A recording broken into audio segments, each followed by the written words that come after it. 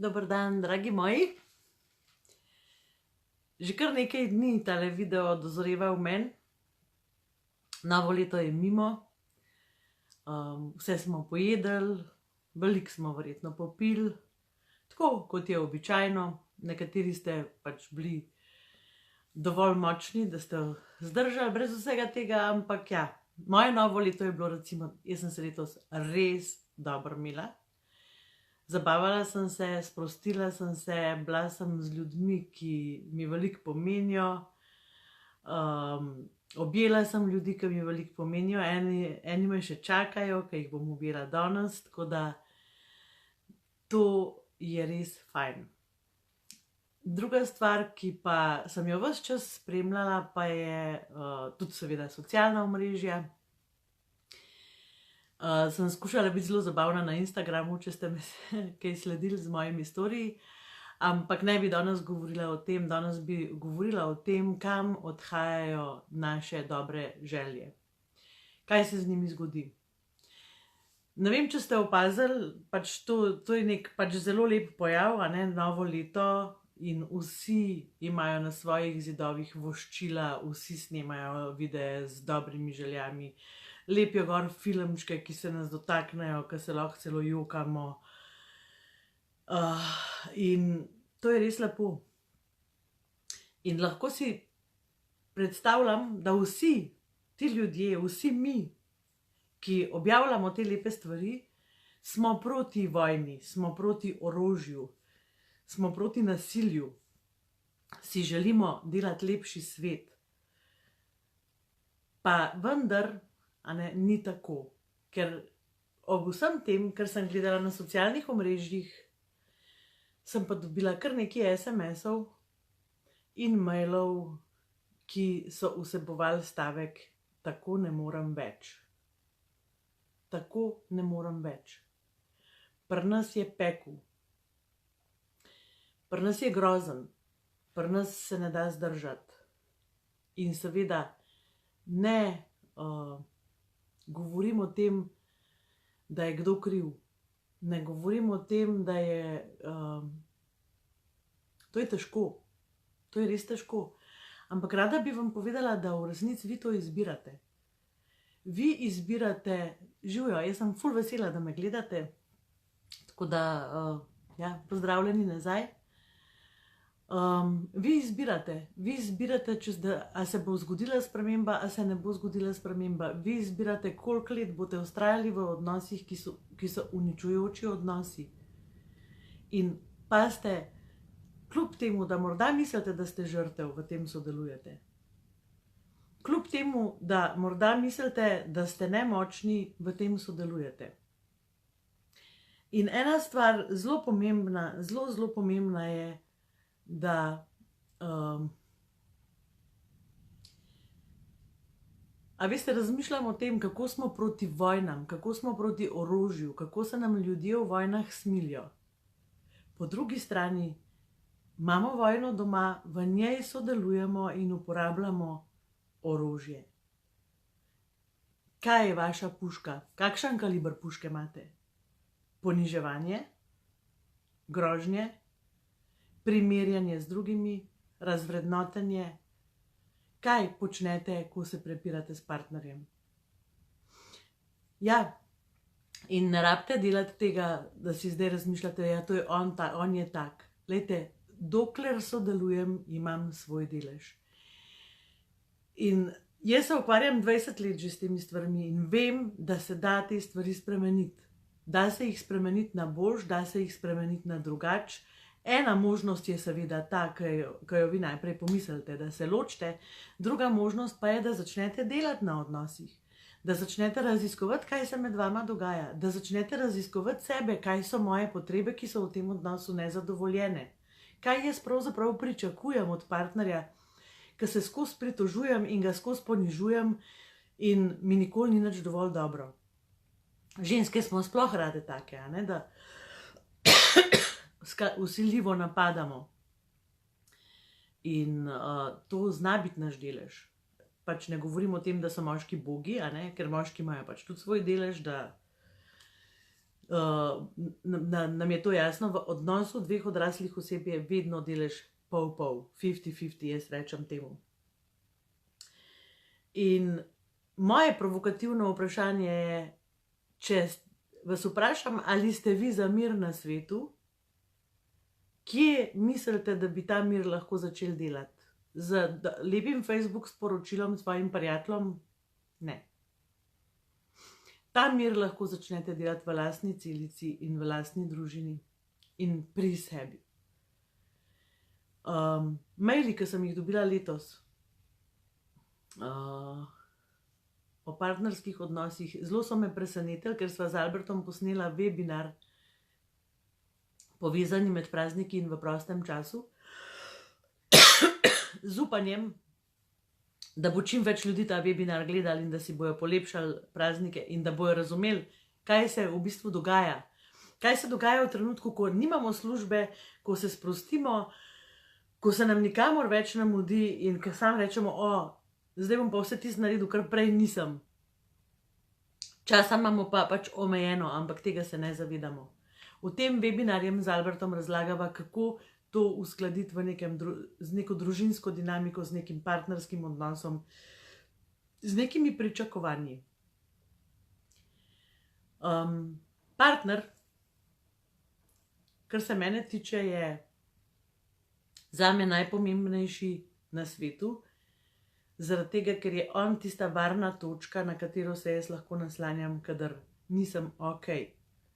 In ne delam si nobenih utvar, da bom vedno okej, ali pa da jaz zmorem sama, veste, te močne ženske, saj bom vse sama, jaz zmorem sama. Meni se prvič to ne zdi prav, drugič pa se mi ne zdi res. Seveda vse zmoremo sami, če se pač si utepemo v glavo, ampak nekje zadaj, v našem srcu, v naši duši, pa zija ven globoka osamljenost.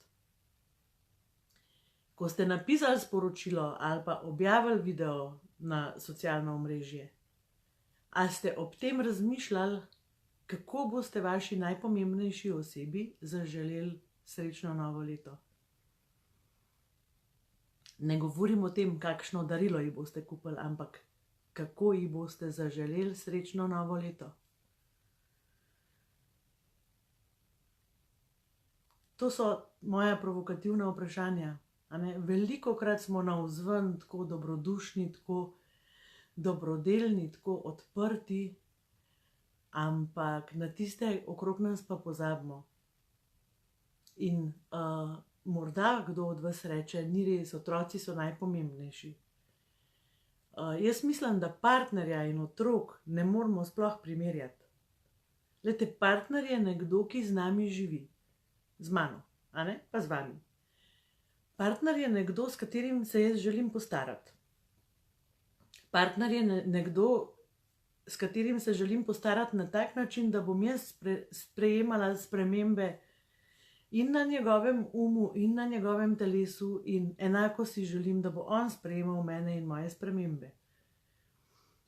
Otroci so bitja, ki so nama zaupana v to, da jih pošljeva v svet in da sva njihova opora, dokler oni to potrebujejo. Zato je zelo pomembno, kakšen imamo midva odnos. Otroci bodo odšli. In otroci so najpomembnejši v tem smislu, da so nam zaupani kot velika odgovornost. In prvi delež te odgovornosti je, v kakšnem domu moj otrok živi. In v kakšnem domu najin otrok živi. In smo spet nazaj, spet smo nazaj. A je to dom, kjer prevladuje vojna? A je to dom, kjer prevladuje kaos? A je to dom, kjer prevladuje strah? Želim vam, da se vprašate te stvari. In če ste si odgovorili na kakšno vprašanje, s tem, da ste rekli, ja, moj dom ima polno strahu, moj dom ima polno kaosa, moj dom ima polno nasilja. Mi smo zelo dobro oboroženi s poniževanjem, mi smo zelo dobro oboroženi s grožnjami. Potem vam res želim, da najdete moč in da najdete vero in upanje v to, da ste točno vi tisti, ki lahko nekaj spremenite. In veste, zakaj ste vi tisti, ki lahko nekaj spremenite? Ne zato, ker morate vedno vi, ampak zato, ker me zdaj gledate, zato, ker vam je to pomembno, zato, ker si želite narediti spremembo. Zato, ker vam je mar za vas in za vse vaše drage okrog vas. In verjamem, da zmorete. A veste, eden vedno naredi prvi korak in drug gre za njim. Jaz zelo verjamem v te stvari. In dejansko iz svoje izkušnje vem, da se te stvari da narediti. In tudi iz svoje izkušnje vem, da pač življenje nikoli se ne konča na ta način, da rečeš, recimo, da bi jaz rekla, danes je pa 2. januar, zdaj pa imam jaz vse, meni ni več treba nič narediti. Ne.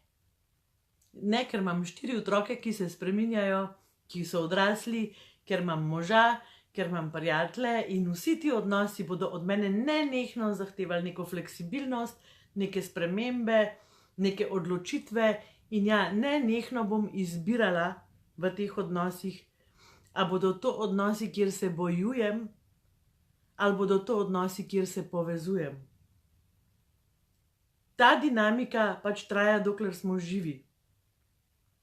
In življenje je v resnici moja največja motivacija za to, da z tega nekaj naredim. Tako da, po novoletno voščilo, ki ga imam za vas, je, usedite se,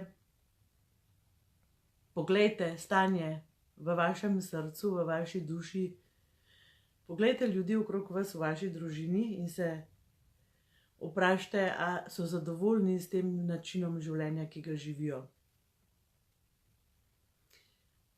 Potem pa akcija. A veste, če niste zadovoljni, morate nekaj spremeniti. Ne bo se nič spremenilo samo od sebe. Če vi živite skozi na isti način, če vi počnete skozi iste stvari, se pač vse dogaja isto. To pomeni, da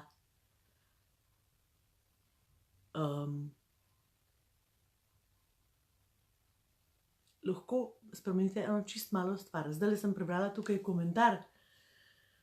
Kaj, če komu manjka volje do življenja? Zato sigurno niso krivi drugi. A ne?